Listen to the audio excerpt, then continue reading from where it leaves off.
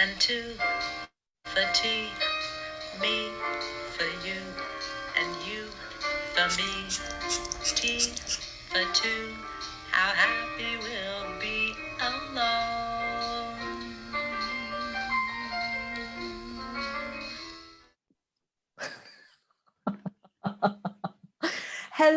Hello, and welcome to Tea with COVID-19. My name is Elaine Smookler, and I will be your host, and I thank you so much for joining me.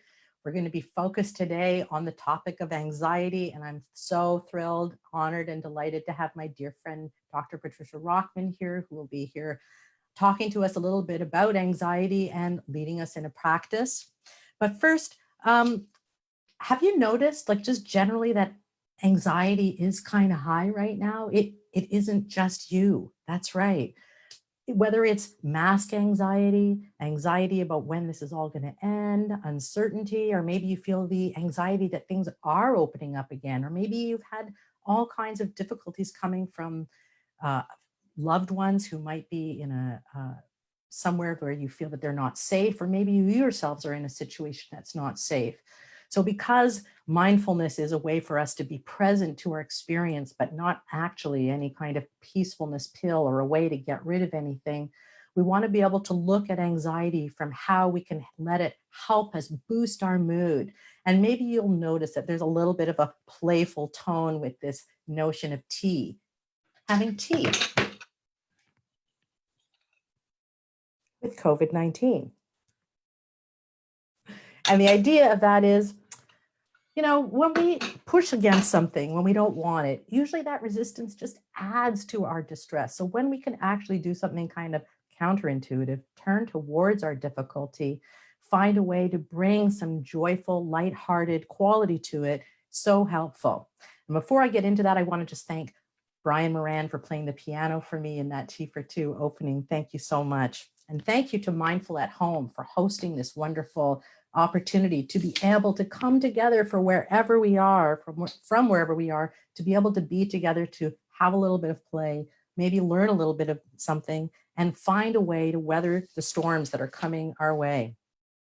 So as I said, laughter. Laughter has been such a hugely important thing to me in my life. And like many other humans, I've gone through lots and lots of life's difficulties. But I'm so thankful that laughter has always been there with me. Oops, that laughter has always been there with me. The laughter has always been there with me to help me out in times of difficulty. And one of the things that I find that really keeps my joy, my overall sense of well-being, keeps all those endorphins flowing is singing. And so today, in a kind of outrageous act, I'm going to invite us all to sing along together. Now, if Providence is on our side, in that chat bar there somewhere, hopefully you'll find the words to the song Sunny Side of Life. Now, singing is so excellent for the body. It boosts your endorphins. It gives you an overall feeling of well-being. So what I want to invite you to do is to sing along at the top of your lungs. And if your dog or your cat sitting there going, roar, just invite them to sing along. It'll feel great for them too. And maybe you have a different set of words. Feel free to use whatever words you like, but the most important part is be robust. Shall we? And I'd like to thank my dear friend, Peter Sawyer, for recording the banjo for this piece. So we're going to be singing along to it. Sunny side of life, knowing that even when the darkness and the strife threatens to knock us over, we can still find an inner light. Ready? Here we go.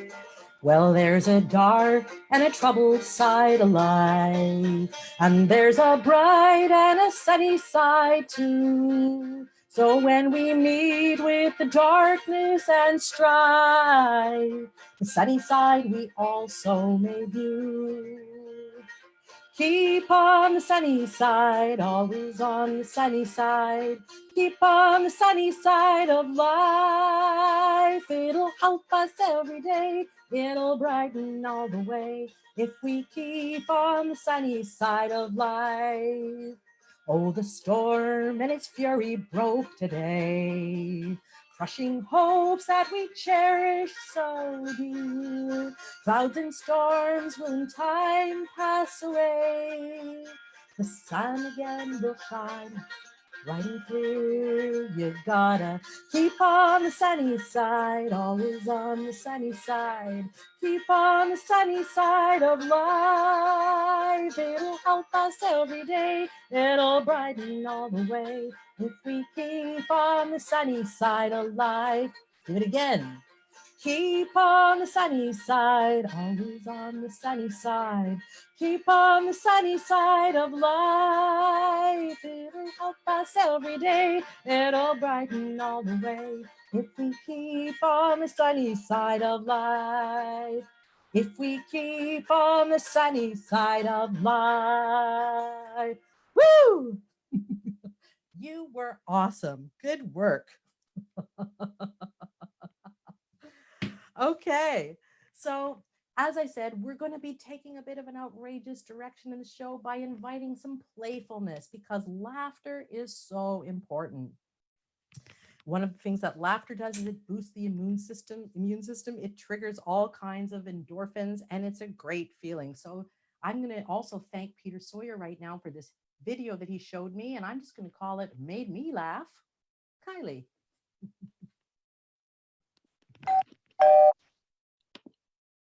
Okay, guys, we have to be careful. Someone here is possessed by an owl. Who? That's the thing. We don't.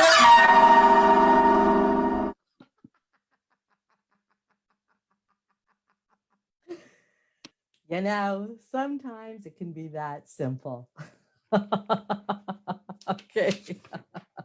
So just in case we get the chance to do this show again, if you have a funny video that's audience appropriate and is under 1 minute, please, let's call it Mindful at Home Super Duper Film Festival. Please feel free to send us your suggestions for a super duper short film that made you laugh.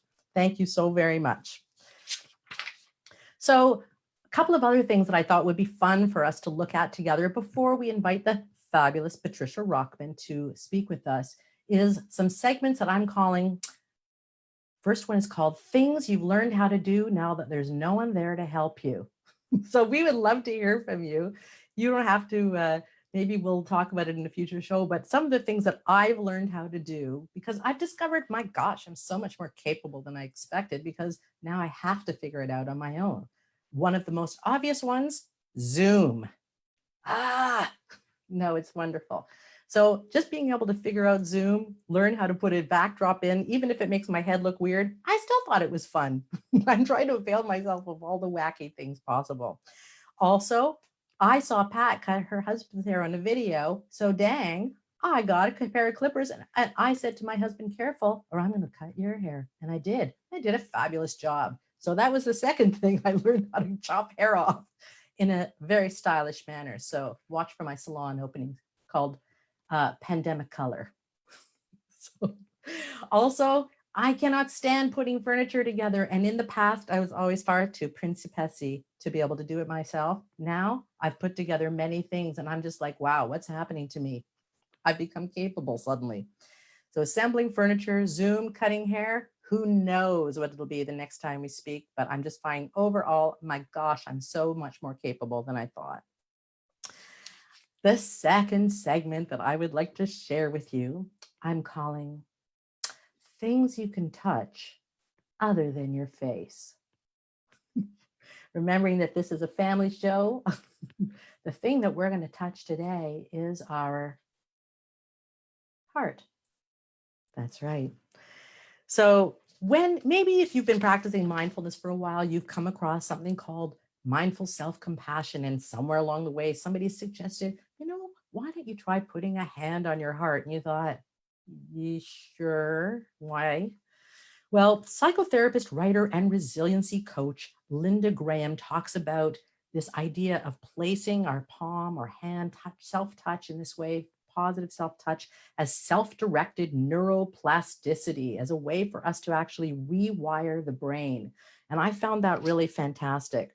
So when we put a hand on the heart, it actually triggers the release of oxytocin, which is the best antidote to the stress hormone cortisol that tends to be rushing through us when we feel we're in fight, flight, freeze. So let's just take a minute together right now. I'm going to, if you're willing, put your hand on your heart and just maybe close your eyes or lower your gaze. We're just going to do this for a few seconds and feel that warmth of touch.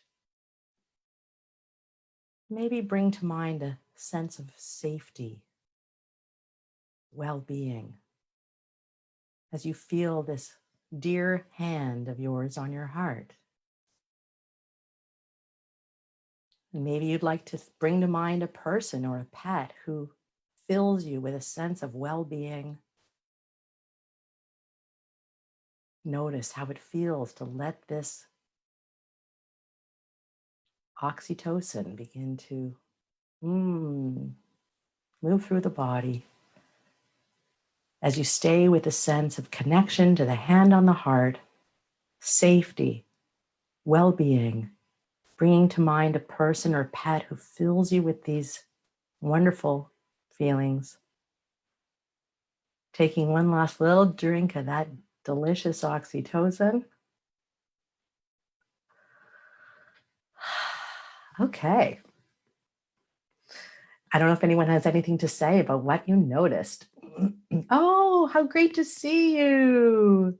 That's wonderful. What did you notice? Linda Graham's hand on heart, one of your favorites. That's beautiful. I know, it just feels so good. And sometimes people are really struggling because there's nobody there to hug them right now. And maybe they feel really sad about that. So I think it's just wonderful that there is something that we can do. We can be kind to ourselves and notice that there's actually a scientific backbone to that. So hooray. All righty. Well, thank you so much. Now, the moment we've all been waiting for. On today's show, I'm particularly thrilled and excited that Dr. Patricia Rahman, so in the midst of her extremely busy schedule, has agreed to come and be with us. Now, Pat is a physician, an award-winning physician, actually. She's also a writer, and she has a book out on inquiry and a book coming out on MBSR and another book soon to come out. And she is the head of education and co-founder of the Center for Mindfulness Studies in Toronto. Not only that, Pat has trained thousands and thousands of people. She's helped so many people in so many ways. She's kind of everything to everyone. And Pat is also a fella shut-in. So I thought, since she is, I wanted to greet Pat and ask her, because her specialty, once upon a time, Pat humorously, at least to my, described herself as the queen of misery, because often, as you said, the people who come to see her are not usually coming because they're full of joy. So hello, Pat. Hi, Elaine. Welcome. Thank you so much for being here with us. And now I'd like to know, like, you are an expert in this area. So I'm curious, do you ever feel anxiety or uncertainty? No, of course, never. No, I didn't That's think just so. for everybody else. Okay, well, thanks for being on our show. Anyhow, any questions? Yeah, you're welcome. Yeah, of course. I mean, I think life is uncertain, and I think one of the things that COVID-19 has brought into the foreground is how uncertain our lives really are, and that we tend to go around thinking they're not, and engaging in all kinds of activities to create a sense of stability and permanence. And so this period of where the unknown is so in the foreground is, of course, anxiety producing for everyone. So yeah, sure, I feel anxious. And I just want to say, like, even because sometimes people come to mindfulness hoping, we often talk about it's not a peacefulness pill. They're hoping, please tell me that mindfulness will rid me of my anxiety. And one of the reasons that I so cherish our friendship is that we've had many years of honest discussion about the realities of what is mindfulness actually, and how does it actually interact with anxiety in a positive way. So is that a question? Yeah, way. I'm going to go up with it. How does it interact with anxiety in a positive way? So, I think the first thing you said at the beginning of this and just now, like, the idea that people sometimes come to work or the practice with an expectation that they're going to get rid of something, when really I think, perhaps an expectation that has a smaller gap between what we might like and what actually happens is the ability to learn to both tolerate distress, so in this case anxiety, and also to get some space from it so that we can manage it without being overwhelmed from it. And this of course then requires exposure, allowing ourselves to sit with difficult mind and mood states, of which anxiety can be extremely uncomfortable because it's often so physical, and our strategies for dealing with that tend to be avoidance, distraction, and control. And that's kind of not. That sounds so good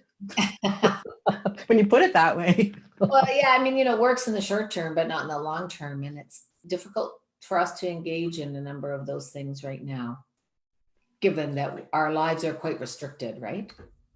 Right, exactly. And I one of the things that I was hoping that we could offer is the notion that anxiety, as you put it, it's a normal part of being a human being. And in fact, our anxiety is a signal from our body. It's not just like, oh, if only I could just go through life without ants and anxiety. But unfortunately, they both serve a purpose. So that anxiety is not in itself a problem, but it's with anything.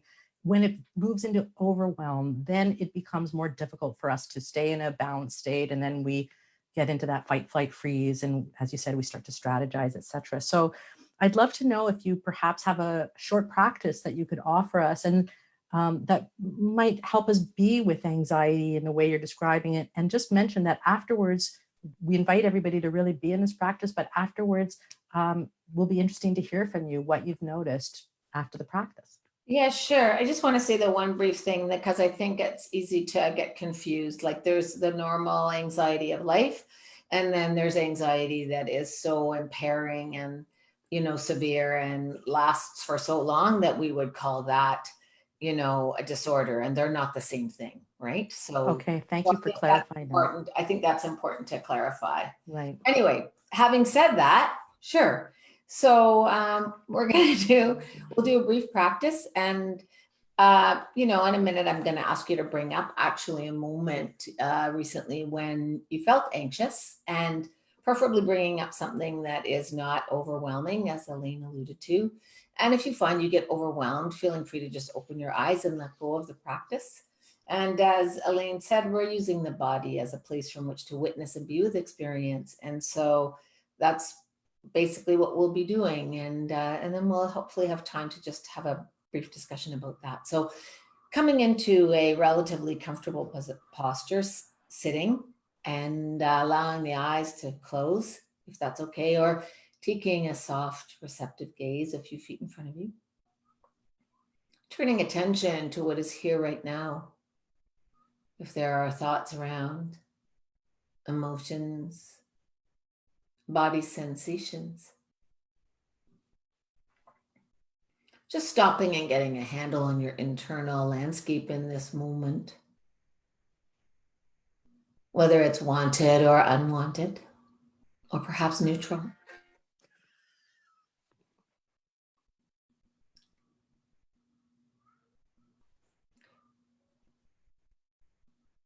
Bringing attention to where the breath is most available for a moment or so.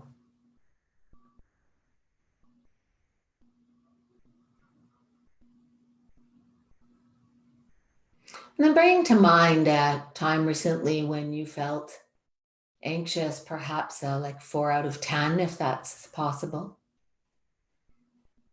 Something uncomfortable, but not overwhelming. And noticing what thoughts, emotions, and sensations arise.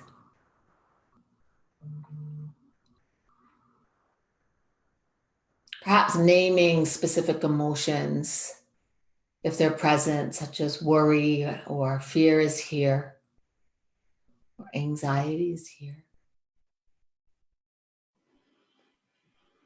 And then shifting attention to any attendant body sensations and bringing a kind of interest or curiosity to these, even if they're unwanted, and getting to know them. Perhaps there is a sensation in the chest or the abdomen, tension or pressure. Whatever it is, spending a few moments with this. And perhaps saying to yourself, this is a moment of distress and I can be with this.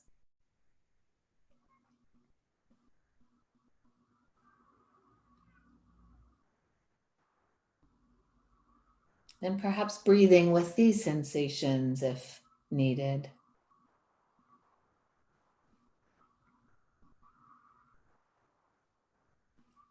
Expanding on the in-breath and releasing on the out-breath.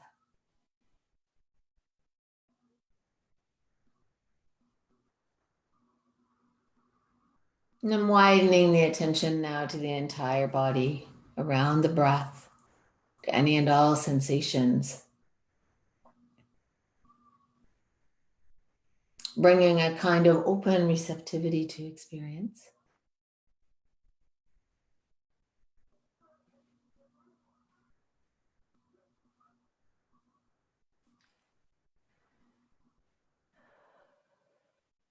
And then letting go of this brief practice and opening the eyes, taking in your environment, looking around the room that you're in, and then bringing your sense of sight back to the screen. So we have a few minutes, and I would love to hear what anyone noticed from that practice, because part of the practice is inquiry and reflecting on our experience so that we can come to understand it and get to really know the full range of experience, both for ourselves and for others. So if anyone is willing to just describe what came up for them, that would be really helpful.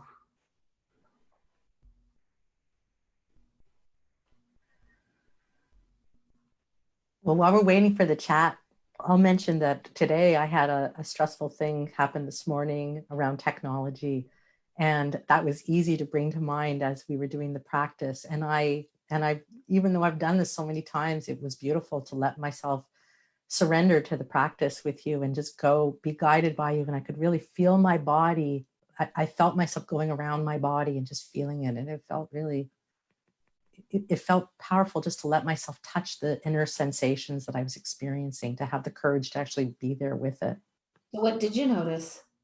I noticed pressure in my chest.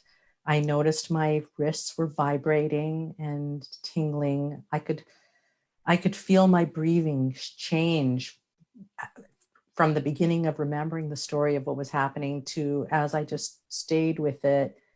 I could feel my heartbeat starting to lower. I could feel my shoulders starting to lower, and my body temperature seemed to get a bit warmer. Okay, thank you. Thank you. Okay, so some people wrote, so I felt sadness come up, and then Tara says, I feel aggravated and edgy. And Tara, maybe you could type in how you knew that you were aggravated and edgy. How did that show up for you in the body, and anyone else, whatever else that came up? And while we're waiting for that, Elaine, then what happened? What did you notice after that? So I allowed myself to really take a trip through my sensations and intentionally start to wander around inside my body and notice, oh, okay, I'm feeling this, I'm feeling that. And actually what became quite delightful, because this is the weird part about COVID-19, is I actually feel like it's increasing my capacity to handle distress. Mm-hmm. As distress is unending, it's actually calming me down, because it's kind of like, oh, this isn't special distress. This is just what's happening right now. Right. So I could feel how much more quickly my body was relaxing with, oh, this is what's here right now. I didn't struggle with it in the same way. And I at one point I felt my mouth go into a smile, and I laughed at myself and I went, oh, really? You weren't smiling this morning, but yeah. Okay, so noticing this sense of a kind of acceptance and ease that came after this kind of tension. Yeah. Okay. Yeah, thank you. Oh, you're welcome. And then Annie wrote that that she. Oh no. Okay. Tara said a tightness in my chest under the rib cage. Some deep breaths help to loosen the tightness. So an awareness of the emotion, aggravation, a sense of, if you like, edginess is really more physical. A tightness in the chest under the rib cage, and then an awareness that the changing nature of that experience with deep breaths loosened it. And then Kim said she felt that the practice could allow her to be more prepared for anxiety when I'm in a store. Okay, yeah, so that's interesting. So, just in the interest of time, this idea that we can use this practice in a benign situation as a kind of rehearsal for when we really need it. So that becoming aware of these states, that we recognize them, and then there's another person who said I felt that way too. So this awareness that we can then recognize what we might normally just react to automatically and behave in ways that might not be in our best interest, so that with preparation we can then we'll still be perhaps agitated, but we might be able to make more skillful decisions or responses rather than screaming at the person who's too close to us. So just One of my favorites. yeah. So thank you so much, everybody. Thank you for your responses to that practice. And it's 3:30. Well, but we started a little bit late, so we're okay. All right. Yeah. So again, everyone, and Pat, thank you so very much. I mean, this is just a thimbleful, but the idea, the prevalent idea for me is just the notion that we